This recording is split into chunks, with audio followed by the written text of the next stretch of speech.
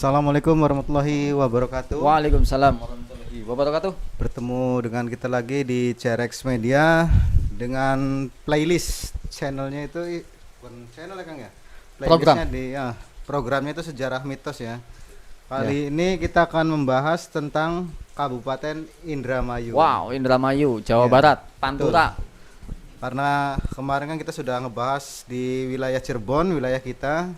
Sekarang kita menyeberang sedikit ke tetangga. Indramayu. Wah, teman-teman mungkin ada yang orang Indramayu nih. Banyak kayaknya orang Indramayu. Nah, itu. Kita akan menguak sedikit sejarah mitosnya di daerah Indramayu yang salah satunya itu ada yang saya sangat penasaran di jembatan, Kang. Ya, jembatan apa, Kang? Jembatan yang biasa ada orang suka ngebuang uang gitu loh, disapuin. Iya, oke. Ya. Itu kalau nggak salah namanya Jembatan Sewo ya. Nah, jembatan Sewo, iya. Bisa cerita sedikit tentang Jembatan Sewo itu, Kang? Sebetulnya kita juga belum ini ya, belum mungkin ada orang Indramayunya yang lebih paham bisa komentar ya, cuma ini lagi viral, Kang. Oh, lagi viral ini. Iya, jadi dikatakan bahwa di situ tuh ada orang-orang yang nyapuni jalan. Wah, ya. Ya kan, sampai sekarang pun masih ada banyak. Sebetulnya itu rawan ini ya. Jadi Rawan orang kalau kecelakaan. lewat, masa kita naik motor dulu saponi gitu kan. Nah, itu. Jadi, nah kita coba lihat di ini ya di media ya. Jadi dulunya gini, Kang, dulunya itu ternyata ada dua anak kakak beradik ya. Ya. Namanya itu Saedah dan Saeni. Oh, perempuan semua berarti ya. Saedah dan Saeni kakak beradik. Dia itu miskin. Ya. Saedah itu yang penabuh. Dia tuh miskin. Karena miskin dia itu kemudian cari uang di jalanan dengan cara mengamen gitu kan. Saedah itu yang bawa gendang, Saeni yang nari topeng. Nah, konon katanya ketika nyampe ke jembatan itu, mereka sering-sering ngemisnya di daerah situ, di jembatan Sewo ya. Kemudian kecelakaan dan mati. Itu dua-duanya. Dua-duanya mati, gitu kan. Yang akhirnya ketika setelah meninggalnya dia itu akhirnya banyak kecelakaan di sana sampai sekarang pun gitu. Makanya kalau orang lewat ke sana itu ngasih uang. Iya. Biasanya banyak, saya juga kalau lewat itu biasanya ngelemparin uang sih. Lempar uang, iya. Jadi nggak tahu maksudnya apa tuh. Nah, akhirnya para masyarakat di situ ya sambil bersihin, sambil ngambilin uang. Itu ngebersihinnya, menurut saya sih ngebersihin uang kayaknya, Kang. Iya. Biasanya dilemparin langsung was ya kan. Iya. Gitu. Nah, jadi selain mengemis, Saida dan Saeni ini aktif dalam pementasan seni tari ronggeng ya. Tari ronggeng. Dia selalu menampilkan kesenian tradisional di pinggir jalan sekitar jembatan Sewo gitu. Nah, mitosnya jembatan Sewo ini semakin kental ketika terjadi kecelakaan itu. Kemudian semakin kental ya, masyarakat itu semakin banyak sekali ya yang kecelakaan di situ. Nah, di sini ada ininya, ada apa namanya, yang pernah kecelakaan. Nah, ini ada orang yang pernah kecelakaan. Jadi kecelakaan yang menimpa salah satu rombongan bus yang hendak membawa transmigran asal Boyolali ke Sumatera, namun salah satu bus membawa rombongan tersebut tergelincir kemudian masuk ke dalam sungai. Jadi di situ ada jembatan Sewo, itu di bawahnya ada sungai ya. Iya, betul. Tergelincir itu jam 4.30 sebanyak 67 orang. Itu luka-luka ya. Di antara musibah hanya 3 anak yang selamat. 3 anak yang luka ya. Jadi semuanya 67 itu mati semua. Berarti 64 ya? Iya. Yang selamat 3 ya? Nah, semenjak kejadian itu banyak para pengendara yang melempar koin ya ketika melewati jembatan tersebut supaya selama masuk ke perjalanan itu diselamatin ya, apa sih namanya? Agar diberi keselamatan ya. Gitu. Nah, itu gimana, Kang? Jadi kita kalau lewat situ harus ngelempar uang ya. Ya, sebetulnya sih kalau menurut saya pribadi itu sekedar mitos, Kang. Emang setiap jembatan biasanya dihuni oleh makhluk-makhluk gaib ya, makhluk-makhluk astral di situ. Ya mungkin karena masyarakat sekitar situ sudah sangat percaya oleh mitos tersebut, makanya dijalani gitu loh ya. Padahal sebetulnya kalau nggak ngelempar pun nggak apa-apa, Kang. Mungkin mereka kasihan lah sama orang yang kan banyak tuh yang berjejer kan kanan kiri. Iya. Makanya hitung-hitung kayak orang sodako lah nyumbang. Nah, paling gitu ya, mungkin lebih kepada begitu ya. Betul, Jadi jangan percaya banget karena nantinya jadi syirik dong, Kang. Nah, itu. Gitu. Karena apa sih yang waktu saya lihat pas saya Arkeo. lewatin jembatan itu emang banyak makhluk-makhluk astralnya. Emang sangat banyak. Cuman kalau saya lempar uang bukan karena saya percaya dengan hal-hal mitos seperti itu, Kang ya. Cuman Terus saya kan ingin memberi. logikanya gini, Kang. Kalau misalnya kita ngasih uang, Iya. lah emang diambil sama penunggunya gitu Ya buat kan beli sama seblak manusia kan. kan nggak juga gitu kan. Betul. Jadi mungkin penghormatan atau Ya. terhadap si arwah si Saeda dan Saeni ini Bisa jadi sebuah penghormatan juga kan. saja gitu ya. Jadi jangan apa sih ya, kita terlalu percaya lah ya dengan seperti itu. Percaya sih boleh ya, emang kita juga kan diwajibkan percaya dengan hal-hal gaib kan. Betul. Tapi jangan terlalu apa sih ya, Mengkultuskan mungkin ya. mengkultuskan. Betul. Jadi Anda kalau misalnya lewat lempar wajib. Saya katakan wajib karena apa? Sodako. Untuk orang-orang yang sekitar. Tujuannya sodako ya. Tujuannya jangan gitu. Tujuan yang lain ya. Tujuannya sodako. Karena sodako itu bagian dari benteng penyelamat. Betul. Gitu. Oke, Kang, itu jembatan Sewo ya. Iya. Jembatan Apalagi Sewo. nih? Ada lagi jembatan Eretan. Nah, ini Kang. Jembatan Eretan gimana itu ceritanya, Kang? Ini kalau masuk jembatan Eretan itu wajib menyembunyikan klakson. Nah, mungkin kalau klakson sebagai pertanda, Kang ya. Barangkali di depan itu ada makhluk gaib atau apa kan di klakson. Kalau kita manusia itu permisi lah. Ibaratkan kan kalau klakson itu untuk memperingatkan apa sih? Tolong minggir, kita mau lewat gitu. Biasanya kan kalau makhluk gaib seperti itu ketabrak ya mungkin kita nggak kerasa kan. Iya. Nah, tapi yang ditakutin kan nanti ngikut si dianya gitu loh ya, ngikut dan terjadi biasanya kecelakaan. Gitu. Iya. Nah, memang rata-rata ya di jembatan toang itu kita harus klakson gitu kan. Bukan di jembatan ini doang nih. Iya, Ya kan? Jadi semua jembatan kalau bisa kita itu membunyikan klakson. Kemudian ada lagi Sungai Cimanuk ya. Jadi di Cimanuk itu posisinya di kota ya, di Indramayu kota. Ada sebuah jembatan ini terkenal mistis, mulai dari makhluk halus, buaya putih hingga suara gamelan gitu. Nah, ini bisa dilihat sungainya. Pengetahuan saya kalau suara gamelan itu biasanya ada kerajaan, Kang. Gitu ya. Sebuah kerajaan jin. Selain itu para pekerja yang pernah membangun, nah dulu pernah ada yang bangun jembatan ini kerap sekali diganggu makhluk halus. Bahkan secara tiba-tiba kerap muncul aroma busuk yang aneh. Gitu. Nah, kemudian apa lagi nih? Situs Buyut Banjar. Situs Buyut Banjar. Nah, ini mungkin kayak jadi aneh ya. Saya juga aneh, Kang ya. Banyak situs itu yang dihuni oleh kerak ya. Nah, itu. Jadi beberapa yang pernah saya ini kunjungi gitu ya, kayak di Kalijaga itu kan ada keraknya, di Pelangon ada keraknya gitu kan, di sini pun ada keraknya. Di sini ada 41 ekor monyet. Itu monyetnya jangan keras-keras itu, Kang. Menurut legenda monyet itu adalah prajurit yang dikutuk saat membangun bendungan. Jadi prajurit itu dikutuk oleh raja yang sedang murka ya. Kemudian di situs Buyut Banjar ini juga ada kisah ya, ada orang yang nekat mencuri seekor monyet. Tapi orang tersebut mengembalikan monyet tersebut karena mendapatkan banyak gangguan makhluk halus ya. Jadi jangan ditangkap. Nah, gitu. Kalau menurut saya itu biasanya, Kang, jadi si monyet-monyet tersebut kayak satu-satu kalau di Cirebon Pelangon lah ya kan. Pelangon ya. Nah, di Pelangon itu si monyetnya nggak pernah berkurang, nggak pernah lebih, Kang. Jadi misalkan 41 nih kayak di makam Buyut itu apa tadi makam apa? Makam Buyut Banjar ya. Situs Buyut Banjar itu biasanya kalau di sini kan 41. Nah, biasanya itu segitu, Kang. Nggak kurang, nggak lebih ya. Kalau misalkan ada yang ngambil itu tadi kan diganggu gitu loh. Karena kalau situs itu biasanya emang identik dengan monyet. Kenapa?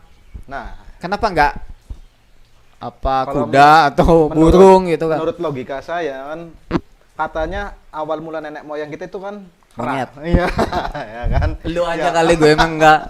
Ya mungkin karena itu. Iya. tidak pernah berkembang, nambah Tapi atau emang berkurang monyet gitu. itu ini ya nggak mati-mati gitu ya?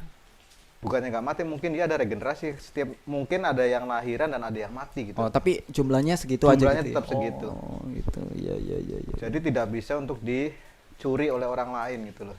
Kalau di Plangon itu kan ini ya orang yang nyupang gitu ya. Ya, orang yang nyimpang saya juga pernah ke situ tuh, ada makam yang panjang itu kan di dalamnya. Cuman hari-hari tertentu makam itu dikeluarin.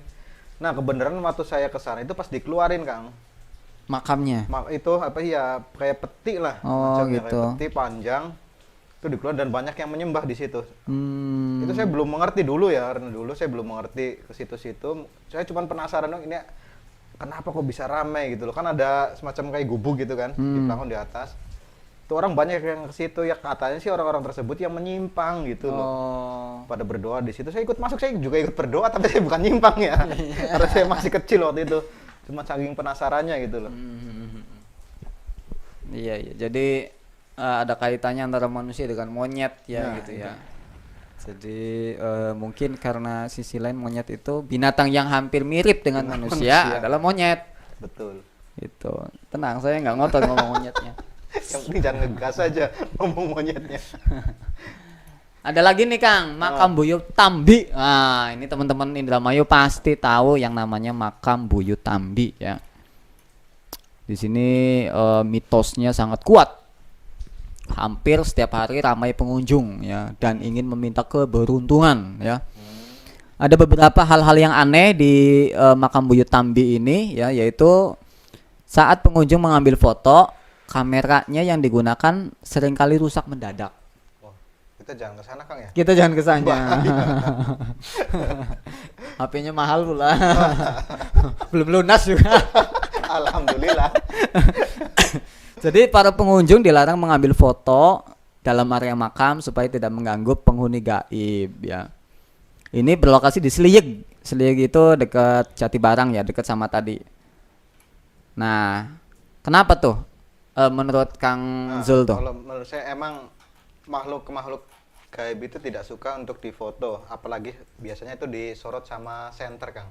Oh gitu. Karena pengalaman pribadi saya itu, saya bawa baterai pas lagi ngobor. Nah, saya tahu emang di situ ada makhluk gaibnya Kang. Sengaja saya corot. Dan alhamdulillah senter saya mati, pecah bahkan. Wah. Bukan saya pribadi, saya bapak teman saya pun seperti itu. Dia ceritanya lagi nyenterin ke arah bambu. Nah, pas kesini nggak masalah, pas ada makhluk gaib langsung mati. Oh, gitu ya. Dia geprek ke yang lain nyala. Balik lagi situ mati lagi. Wah. Makanya makhluk gaib itu tidak suka untuk disorot. Makanya kan biasanya sukanya di tempat yang gelap-gelap gitu kan. Nah, karena itu dia tidak suka yang terang. Teman saya punya rumah, dia di kamar mandinya pun seperti dipasang lampu Mati lagi. Ganti pasang lampu mati lagi. Oh. Karena emang di situ sangat kuat. Saya di sini gitu, Kang. Dimana? Ini di depan ini. Ah, Makanya mati terus. kayaknya ini belum bayar listrik. Kenapa ya? Apa karena silau apa? Ya itu dia tidak suka cahaya. Oh, Cahaya yang terlalu padang. Oke, banyak di oke. tempat gelap. Nah, kira-kira apa lagi nih? Nah, di sini juga ada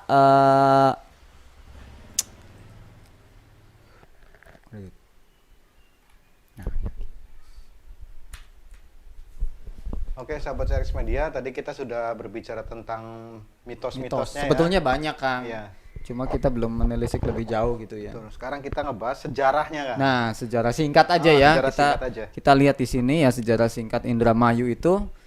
Jadi sebetulnya gini sebelum ke sejarah, kota-kota di kita itu nama-nama daerah gitu itu semuanya punya sejarah. Betul. Seperti Kang Zul itu kan punya nama Kang Zul itu ada sejarahnya. Ada sejarahnya. Kibrata Pamungkas juga kan ada sejarahnya.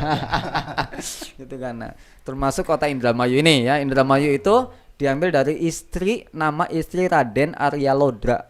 Ya. Istrinya Raden Arya Lodra atau Wiralodra gitu ya, yang bernama Dharma Ayu itu. Arya Wiralodra adalah utusan dari Demak yang ditempatkan di Indramayu sebagai bagian dari strategi Islamisasi. Nah, kembali kan. Iya. Jadi karena kita alhamdulillah ya mayoritas Muslim Islam ya. Jadi di semua daerah pasti nanti dikaitkan dengan dakwah Islam. Betul. dakwah Islam, termasuk Arya Wilalodra ini. Dia adalah utusan dari Demak, ditempatkan di Indramayu sebagai bagian dari strategi Islamisasi dan langkah politis untuk pertahanan perdagangan dengan Portugis, ya. Ini zaman dulu. Nah, di sini ada kalau kita lihat itu ada situs-situs yang mengandung pesan. Nah, Raden Wilarodra ini, ya, itu menjadi kepala daerah Indramayu dengan gelar Indrajaya, ya. Nah, di sini ada pesan-pesan dari prasasti Arya Wilarodra, ya, yang artinya nanging benjing Allah nyukani kerahmatan kang linuwih Dharma ayu muli harja tan ana sawiji-wiji bla bla bla bla, yang artinya akan tetapi Allah melimpahkan rahmatnya yang berlimpah, Dharma ayu kembali makmur, tiada ada suatu hambatan tanda. Nah, Dharma ayu itu Indramayu. Jadi Indramayu itu asal katanya dari Dharma ayu. Gitu. Istrinya Wilarodra. Nah, Dharma ayu akan kembali makmur jika ada ular menyeberangi sungai Cimanuk. Nah, tadi kita udah bahas Cimanuk kan. Sumur kejayaan mengalir deras, lampu menyala tanpa minyak, ya. Tapi di sana sumber minyak kan. Semua hidup makmur, bekerjasama dengan tentara, membantu penguasa, semua hidup aman dan tentram, gemah ripah loh Jinawi. Seluruh negara hidup makmur, begitu bunyinya. Ya, itu cerita singkat, ya. Yang kemudian banyak kisah-kisah tentang ada Dharma ayu itu kemudian menjadi kijang gitu kan. Yang kemudian di apa gitu kan. Nah, itu silakan Anda baca. Cuma memang Indramayu itu makanya banyak sekali seniman. Iya. Salah satunya siapa tuh? Yang bodoh itu siapa, saya lupa namanya. Siapa namanya? Tadi malah sudah kita bahas Baridin. Baridin ya. Ada Baridin, ada penyanyi kondang. Siapa namanya tuh? Dian Sastra. Dian Sastra ya? Diana Sastra apa Dian Sastra? Dian Sastra. Kayaknya Dian Sastra. Kayaknya ya, maaf kata kalau kita salah ya. Nah, jadi di sana itu ada banyak penyanyi pantura yang suaranya elok. Kemudian ada juga penari-penari. Kemudian ada sandiwara, Baridin gitu kan. Wah, keren banget. Jadi silakan kalian berkunjung di Indramayu. Indramayu itu wisatanya banyak kan sekarang. Banyak banget. Nah, kita sedikit ngebahas tentang Baridin nih Kang ya. Oke, silakan. Ada mitos katanya gitu ya? Iya. Itu bener tidak sih ya yang katanya si Ratminah ya? Nah, ya Ratminah. Itu ajian jaran goyang. Nah, itu gimana tuh? Itu. Ini unik nih. Gimana Kang? Iya. Yang Kang Zul aja dulu. Kalau menurut saya emang benar pelet jaran goyang itu ada. Emang benar itu ada pelet jaran goyang. Cuman saya belum saya nggak pernah sih Kang, nggak pernah menggunakan pelet dan sebagainya, itu saya nggak pernah. Iya. Itu kalau saya orangnya pure murni. Situ sampai katanya, nah Anda kenal dengan siapa? Biduan itu Lu Banteng. Biduan Lu Banteng siapa? Silina. Iya. Dia katanya pernah kena pelet, dia pernah curhat sama saya. Oh gitu. Dia itu katanya kalau sehari nggak ketemu, dia pengen ke rumah si laki-laki tersebut tanpa menggunakan sendal. Waduh, gila itu jaran dia cerita goyang. Sendiri. Iya, nggak tahu itu pelet jaran goyang atau jaran gebog atau apalah. Atau katanya seperti itu dia yang pernah dialami. Ya alhamdulillah sudah sembuh lah sekarang ya. Ternyata emang pelet itu seperti itu Kang ya. Nah, ini ada sejarahnya Kang nih. Kita baca yuk sama-sama. Nah, kalau Eropa itu ada Romeo dan Juliet. Betul. Kalau di Timur Tengah ada Aladin. Laila Majnun. Oh, Laila Majnun. Ya kan? Kirain Aladin. Kalau Aladin kisah sekarang ya. Kalau di Indramayu ya ternyata ada Baridin dan Ratminah ya teman-teman ya. Jadi gini, ceritanya gini. Cerita itu berawal dari sosok pemuda namanya Baridin. Baridin itu hidupnya miskin. Iya. Ibunya namanya Mbok Wangsi ya. Bekerja sebagai tani. Nah, karena dulu di sana itu sampai sekarang pun masih banyak pertanian gitu kan. Nah, jadi si Baridin ini bertemu dengan perempuan cantik. Ya, dari keluarga yang kaya. Jadi Ratminah ini kaya. Betul. Ya nggak bedanya kayak Romeo Juliet ya, Iya. sama gitu kan. Jangan-jangan dia nonton ini dulu ya, nonton Romeo Juliet dulu. Ya, bernama Surat Minah ya. Singkat cerita Baridin itu jatuh cinta dan ingin memiliki Ratminah. Baridin ini orangnya penyabar, ya minta ibunya itu pengen ngelamar si Ratminah ini, ya. Kemudian apa namanya? Sementara si ibunya itu, aduh gimana ya? Kita kan orang miskin gitu kan, betul. Kita gimana ya? Minder lah gitu kan. Karena Ratminah itu orang kaya. Saudagar ya Bapak. Nah, kemudian tetap akhirnya memaksa. Ya kan, datanglah si Baridin itu dengan ibunya ke Ratminah dengan orang tuanya. Tragis. Itu ditolak mentah-mentah sama bapaknya Ratminah. Sampai konon katanya itu dimaki-maki ya sambil sambil diludahi. Sambil diludahi. Nah, akhirnya Mbok Wangsi ya, ibunya si Baridin ini tetap bersabar. Namun tindakan tersebut kalau ibunya sih tetap bersabar ya. Cuma yang nggak sabar biasanya anaknya. Si Baridin ini kemudian sakit hati kan. Tapi Mbok Wangsi tetap memberi support kepada Baridin agar tegar dan nggak boleh sakit hati ya. Menyikapi perlakuan Ratminah, Baridin bertemu dengan temannya namanya Gemblung di desa Jagapura. Nah, kemudian Baridin pun berguru dan diberilah jimat pemikat untuk membuat Ratminah jatuh hati gitu. Yang ceritanya jimat itu bernama Jaran Goyang ya. Ada lagunya, Kang. Jangan bahas lagu lah. Silakan Anda searching lagunya, namanya Jaran Goyang. Nah, itu ramai sekali lagunya. Nah, kemudian dia mengatakan diberi jimat Jaran Goyang ini dari aji-aji yang dikasih si Gemblung itu. Ratminah pun akhirnya terkena pelet dan kemudian mengejar-ngejar Baridin gitu. Singkat cerita ya, Ratminah kemudian menjadi gila. Ya. Nah, kemudian begini, Kang. Ketika si Baridin itu memelet dengan ajian Jaran Goyang, si Ratminah itu kan tergila-gila. Iya. Ngejar lah ya. Kan? Wah, pengen ngejar si Baridin itu. Orang tuanya juga heran, ini kenapa kok ujuk-ujuk gitu kan.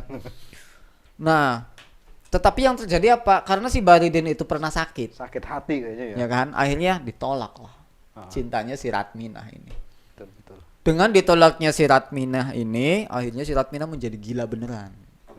Gila sampai tua dan sampai meninggal pun tidak menikah. Begitu juga dengan Baridinnya, Kang. Oh gitu ya. Baridinnya juga sama, dia tidak menikah karena apa? Dia sudah sangat-sangat sakit hati dengan si Ratminah gitu loh. Jadi intinya berarti semua wanita semuanya begitu. Kayaknya sih. Iya sih si Baridin gitu kan. Ya, akhirnya mungkin. Saya nggak mau nikah lah. Karena pasti nanti saya disakitin lagi. Nah, itu dia. Gitu, padahal tidak semua wanita seperti itu ya. Dan tidak laki-laki juga seperti itu. Iya. Nah, oleh karena itu kisah tentang Baridin ini sering dikisahkan, disandiwarakan gitu. Sebetulnya percintaan ini, kisah cinta ini sama dengan Laila Majnun, sama dengan Romeo dan Juliet gitu kan. Itu yang ada di Indramayu. Indonesia punya versi yang viral ya mengenai percintaan berarti. Iya dong, banyak. Padahal kalau diangkat bisa mendunia itu. Betul. Nah. Teman-teman Cerex Media, mungkin sedikit saja ya kisah-kisah sejarah mitos dari daerah Indramayu, Kang ya, yang belum kita kupas juga masih sangat banyak. Ya, masih banyak. Mungkin nanti lain waktu lah kita akan explore lebih mendalam. Mungkin juga kita bisa datang langsung ke tempatnya kali ya. Ya. Bisa ke sana. Nanti kita ke sana. Langsung di TKP-nya lah, Mas. Langsung ke TKP. Ya sudah, terima kasih. Bagi teman-teman yang punya request. Oh iya, benar. Ya kan? Pengen apa nih, kota mana atau kota Anda apa? Boyolali kah, Banyuwangi? Itu Banyuwangi banyak banget itu. Banyuwangi boleh. Cerita mitos itu banyak banget. Terutama di daerah Wetan itu banyak banget. Kalau daerah Wetan saya percaya Jogja, banyak banget itu. Ya, nanti kita bahas deh. Sahabat Cerex Media, komen kalian daerah mana yang ingin kita ungkap sejarah dan mitosnya. Insya Allah nanti kita akan ungkap ya, Kang. Ya. Sejarah dan mitosnya. Terus? Cukup. Sudah, terima kasih. Jangan lupa like, comment, dan subscribe channel Cerex Media dan channel saya juga ya rupanya kan ya. Iya dong. Kibrata Kibrata Pamungkas. Pamungkas ya. Terima kasih. Assalamualaikum warahmatullahi wabarakatuh. Waalaikumsalam warahmatullahi wabarakatuh. Masih udan bener.